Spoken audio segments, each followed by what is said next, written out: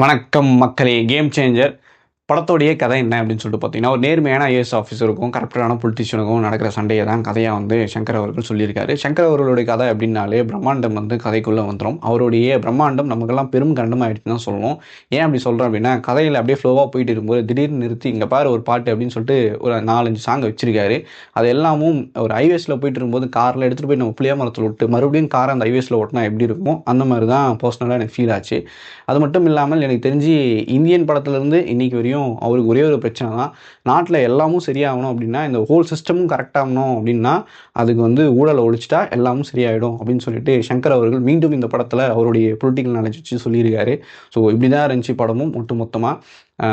Mass scenes அவ்வளோ இருந்துச்சு. அந்த பிரம்மாண்டம்லாம் தேவையே இல்லை அப்படின்ற மாதிரி தான் இருந்துச்சு. அதெல்லாம் தாண்டி ஓவராலாக நம்ம கேம் சேஞ்சரை பற்றி சொல்லணும் அப்படின்னா, ஒன் டைம் ராம் சரணுக்கும் சங்கருக்காகவும் பிடிச்சிருந்தா பார்க்கலாம். அவ்வளோதான்.